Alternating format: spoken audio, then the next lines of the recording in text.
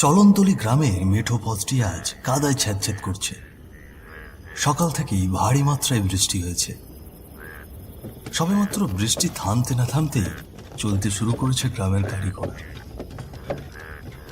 টকর টকর শব্দ করে এগিয়ে চলেছে গরুর গাড়ি।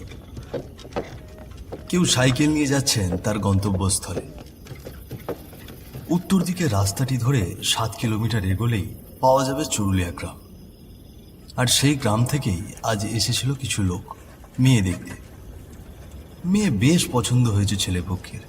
রূপে গুণে লেখাপড়ায় সব দিক থেকেই পারদর্শী। ছেলে মেয়ে দুজনেই রাজি। বিয়ের তারিখ ঠিক করে ছেলেপক্ষের মানুষগুলো দুটি ভ্যান গাড়ি করে ফিরছেন চুরুলিয়া গ্রামে।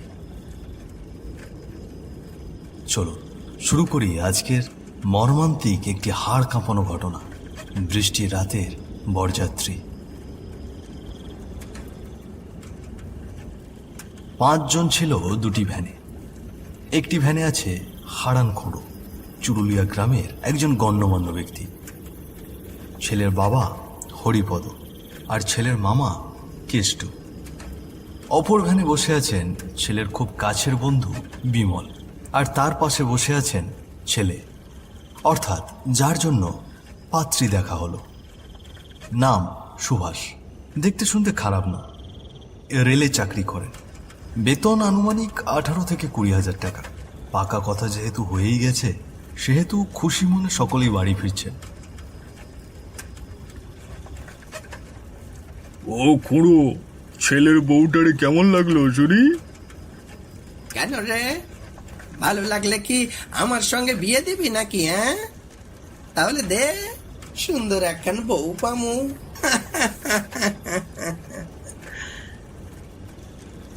খুঁড়োর কথায় সকলেই হাসতে লাগলো। এমন হাসি ঠাট্টার মাঝেই তারা বাড়ি ফিরছিল। কিন্তু এই হাসি মুখ যেন আর বেশিক্ষণ রইল না। আকাশটি গড় গড় করে জল ছেড়ে দিল।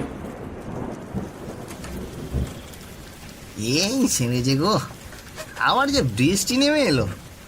আজ মনে হয় আমাদের আর বাড়ি ফেরা হচ্ছে না। চুপ কর, এসব কুলক্ষণে কথা মুখ দিয়ে ভুলেও বের করবি না। বকা ঝকা বাদ দিয়ে এখন বলো কি করা যায়। এই ভ্যানওয়ালা, ওই যে সামনে একটা হোটেল দেখতে পাচ্ছি, ওখানে এই গাড়িটা থামাও। এভাবে তো আর বাড়ি ফেরা যায় না। বৃষ্টি থামলে তবেই বাড়ির উদ্দেশ্যে রওনা দেব। হ্যাঁ হ্যাঁ, সেই বোধহয় ভালো। ভ্যানওয়ালাটি হোটেলের সামনে গিয়ে ভ্যানটা দাঁড় করালো। সামনের চালককে দেখে পেছনের চালকটিও তার পেছনে দাঁড়িয়ে পড়ল। পুরনো একটি হোটেল, টিনের চালের উপর বড় করে লেখা আছে হরিদার ভাতের হোটেল। এদিকে মুষলধারে বৃষ্টি হচ্ছে। বৃষ্টির বড় বড় ফোঁটা টিনের ওপর টপ টপ করে ঝরছে। কিন্তু আশ্চর্যের বিষয় হলো, হোটেলের এক কোণে বসে আছে এক নারী। মুখে কালো মাস্ক আর পরনে নিশি কালো সালোয়ার কামিজ। মেয়েটি চোখ বড় বড় করে তাকিয়ে রইল তাদের দিকে। ভয় পেও না মা, আমরা চুরুলিয়া গ্রামে ফিরছিলাম। পথে বৃষ্টিতে আটকা পড়েছি, তাই একটু আশ্রয়ের জন্য এসেছি মা। তোমার যদি কোনো সমস্যা না থাকে, এখানে কি কিছু সময় পার করতে পারি? নমস্কার, আপনারা চাইলে ভেতরে এসে বসতে পারেন। আপনাদের গাগুলো তো দেখছি ভিজে গেছে। আমি কি আপনাদের জন্য একটি গামছা আর কিছু খাবার নিয়ে আসবো? না মা, আমরা কিছু খাবো না, তুমি বরং আমাদেরকে গামছাটা এনে দাও।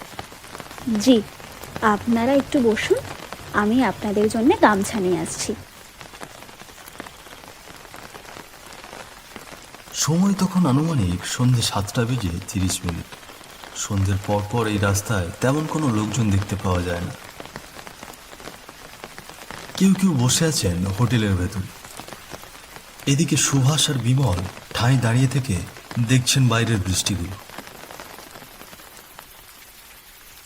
কিছুক্ষণ পর বৃষ্টি অনেকটাই থেমেছে। এর মাঝে সুভাষ বলে উঠল, বন্ধু, দোকানের পেছনে একটা জঙ্গল দেখতে পাচ্ছি, চল তো সেখানে গিয়ে আমরা দুজনে একটু বিড়ি টেনে আসি। হ্যাঁ রে, অনেকক্ষণ হলো খাওয়া হয়নি। চল চল, এক্ষুনি চল। এবার সুভাষ ঘাটটা ঘুরিয়ে বলল, বাবা, তোমরা একটু এখানে বসো, হ্যাঁ, আমরা ওই পেছনের জঙ্গল থেকে একটু পেটটা খালি করে আসছি। ঠিক আছে, সাবধানে যাস বাবা। রাতের বেলা জঙ্গলে সাপ পোকামাকড় থাকে, হাতের টর্চটা জ্বালিয়ে নে। আরে হ্যাঁ হ্যাঁ, তুমি একদম চিন্তা করো না। আরে আমরা কি এখনো সেই ছোট আছি নাকি? এলাম। তারা এক পা দুপা করে এগোতে লাগলো জঙ্গলের পথে। হালকা হালকা বৃষ্টি, আকাশে ভারী মাত্রায় বিদ্যুৎ চমকাচ্ছে। আশেপাশে একটি কাক পক্ষীও নেই। ওই দূর কোথা থেকে যেন ভেসে আসছে শেয়ালের ডাক।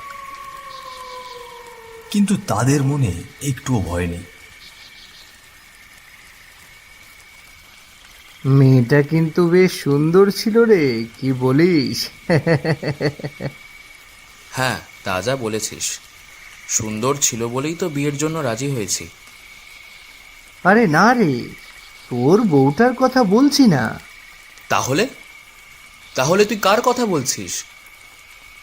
আরে হোটেলে যে মেয়েটাকে দেখলাম, কত সুন্দর তার চোখ দুটো, কি মিষ্টি মিষ্টি করে কথা বলে। সে কি রে, বন্ধুর জন্য মেয়ে দেখতে এসে নিজেই নিজের জন্য জুটিয়ে নিয়েছিস? বাহ, ভালো ভালো। তা বলছিস যখন, প্রস্তাবটা দিয়েই যাই নাকি? ভালোই হবে, দুজনে একই গ্রামে বিয়ে করব, ছুটি পেলে আমরা একসঙ্গেই শ্বশুরবাড়ি আসবো। কি বলিস? দে বিড়ির প্যাকেটটা দে।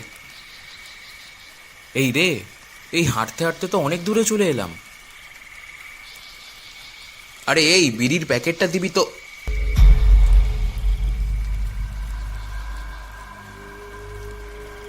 সুভাষ ঘাড় ঘুরিয়ে দেখল তার বন্ধু বিমল তার পাশে নেই।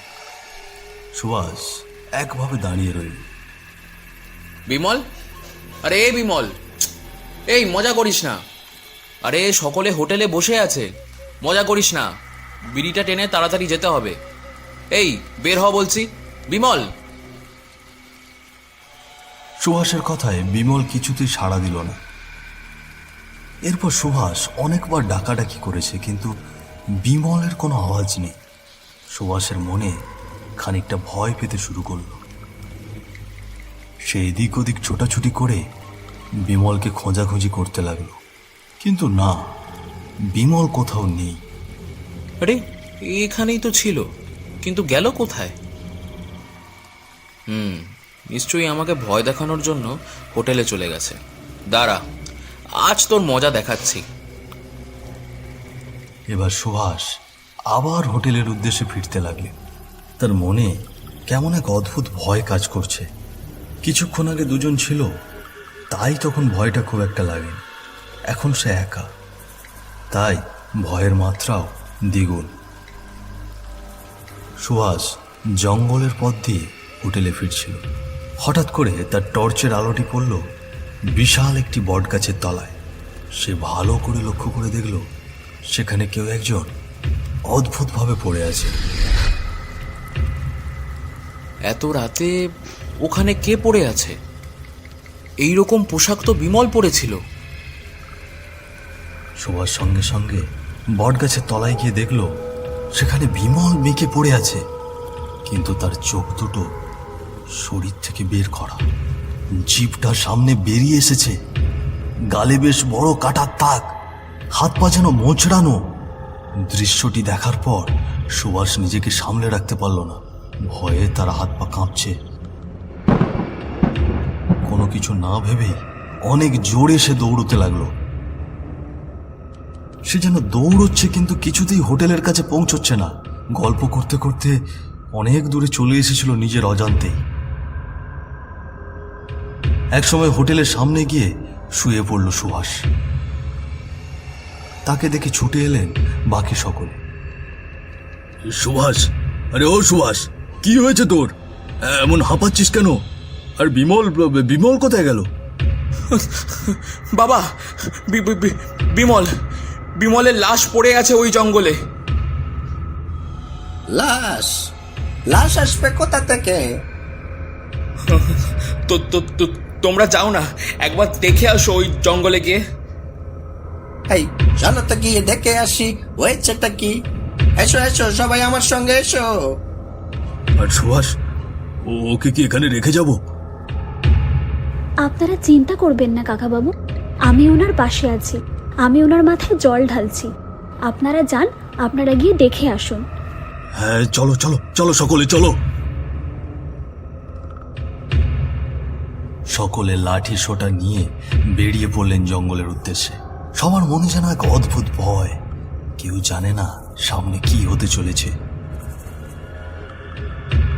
সবার মনে শুধু একটাই ভাবনা, বিমল কি সত্যি মারা গেছে নাকি সুভাষ আতঙ্কে এরকম বলছে।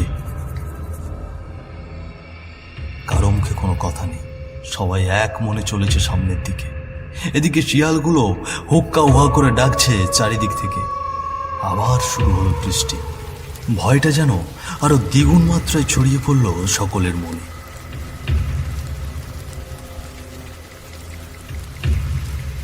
চলতে চলতে তাদের টর্চের আলো গিয়ে পড়ল বিমলের লাশের ওপর।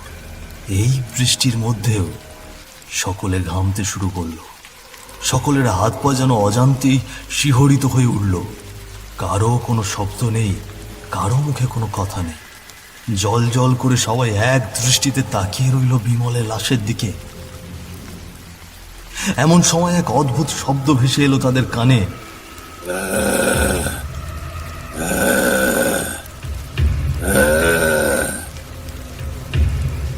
ধীরে ধীরে কিছু একটা নেমে আসছে সেই বট গাছটি বেয়ে। এই যেন মানুষ নয়, কোনো পশুও নয়, অদ্ভুত এক প্রকার চেহারা।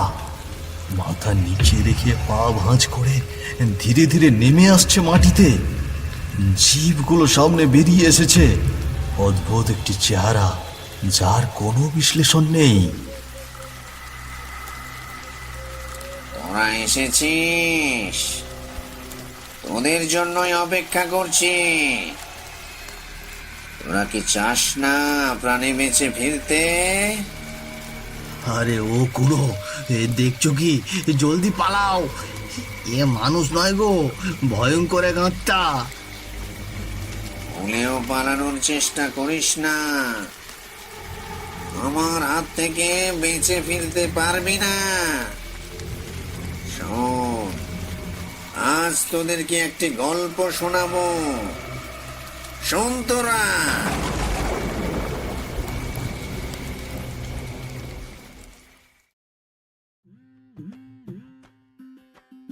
আমি এই গ্রামের একজন দুধ বিক্রেতা। প্রতিদিন বাড়ি বাড়ি থেকে দুধ সংগ্রহ করে বিভিন্ন হোটেল বা শহরে দিয়ে আসতাম। আমাদের এই গ্রামেরই একটি হোটেল হরির হোটেল। হরি মারা যাবার পর শত কষ্ট অভিমান বুকে নিয়ে এই হোটেলটি চালাচ্ছিলেন তার মেয়ে মায়াবতী।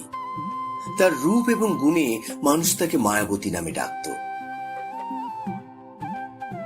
বাড়িতে একমাত্র ছোট ভাই।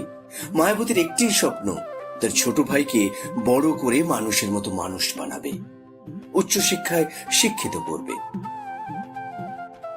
মায়াবতীর কি নিষ্পাপ ডাক, শুনে মনটা ভরে যেত।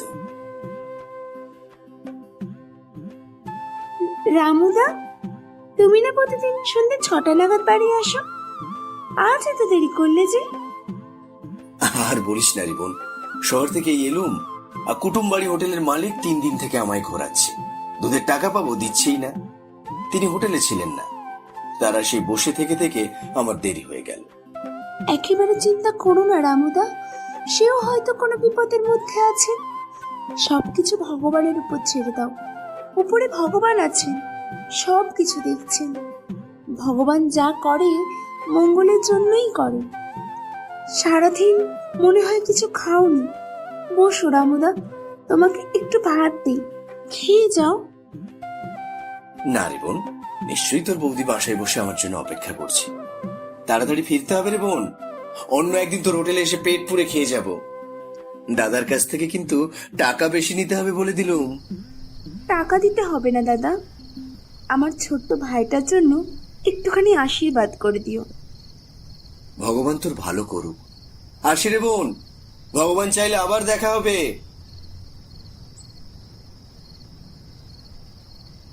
এইভাবে দুদিন কেটে গেল। সময় তখন আনুমানিক সন্ধ্যে 6টা। সেদিনও শহর থেকে ফিরতে আমার একটু দেরি হয়ে যায়। মায়াবতীর হোটেলে এসে দেখি মায়াবতীর হোটেলটি বন্ধ। সন্ধ্যে নাগাদ মায়াবতী হোটেল বন্ধ করে বাড়ি ফিরে যায়।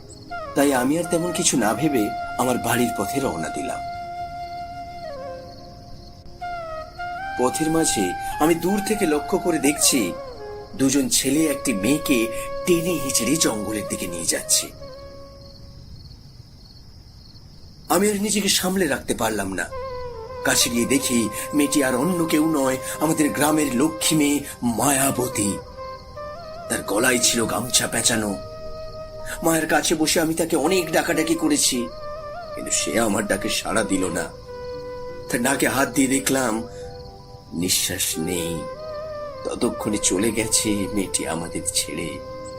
সেই মুহূর্তে আমি আমার দু চোখের জল ধরে রাখতে পারলাম না। মায়া, ওঠ বোন, আমাদেরকে ছেড়ে তুই এভাবে চলে যেতে পারিস না, পারিস না। তোর ছোট ভাই যে এতিম হয়ে যাবে, তুই ছাড়া আর তার কি আছে এই পৃথিবীতে। ওঠ বোন, ওঠ। মায়া নড়ছে না, নিশ্চুপ ভাবে দুটি চোখ বন্ধ করে নীরবে শুয়ে আছে। অনেক আগেই চলে গিয়েছে সেই পৃথিবী ছেড়ে। শয়তান ছেলে দুটো মায়ার সঙ্গে জোর জবরদস্তি করে তাকে গলা চেপে হত্যা করেছে। মনে মনে সিদ্ধান্ত নিয়েছিলাম তাদের দুজনকে এর কঠিন শাস্তি দেব, কিন্তু তারা আমাকে এক ধাক্কাতে মাটিতে ফেলে দেয়। এরপর সেখানে পড়ে থাকা একটি ইট দিয়ে অনবরত আমার মাথায় মারতে থাকে। শরীর থেকে আমার আত্মা অনেক আগেই বেরিয়ে গেছে, কিন্তু তবু ওই শয়তান দুটো আমার মাথায় আঘাত করতেই থাকলো। রক্ত যেন নদীর স্রোতের মতো বয়ে চলে গেল মাটিতে। ওই শয়তান দুটোর একজন পড়ে আছে এই গাছের নিচে। নির্মম ভাবে হত্যা করেছি তাকে। আরেকজন আছে ওই হোটেলে। হোটেলের মেয়েটি আর অন্য কেউ নয়, সে আমাদের মায়াবতী। গিয়ে দেখ, ওদের ছেলের লাশ গাছে ঝুলছে। মায়াবতী তাকে ছাড়বে না, নির্মম ভাবে হত্যা করবে। তারা আর এক মুহূর্ত দেরি না করে দৌড়ে গেল সেই হোটেলে। কিন্তু সেখানে গিয়ে দেখলো সেখানে কোনো হোটেলই নেই। পড়ে আছে একটি ফাঁকা জায়গা, তার উপর দাঁড়িয়ে আছে একটি বিশাল গাছ। সেই গাছের ডালে ঝুলছে সুভাষের লাশ। আর ওই দূর থেকে মায়াবতী এক নজরে তাকিয়ে আছে তাদের দিকে। একসময় নির্মম এক হাসি দিলেন মায়াবতী। আজ আমার প্রতিশোধ নেওয়া শেষ। এখন আমি মুক্ত আমি। ভগবান তোমাকে স্বর্গবাসী করুক মা। পাপের ফল এ পৃথিবীতে পাওয়া যায়। তো আসুন আমরা পাপ থেকে দূরে থাকি, সত্যের পথে চলি, ন্যায়ের রাস্তা ধরে। গল্পটি ভালো লাগলে আপনারা আমাদের চ্যানেলটি সাবস্ক্রাইব করে আমাদের সঙ্গে থাকবেন এবং বেল বাটনটি প্রেস করতে একেবারেই ভুলবেন না। আসছি আরও একটি নতুন গল্প নিয়ে খুব শীঘ্রই।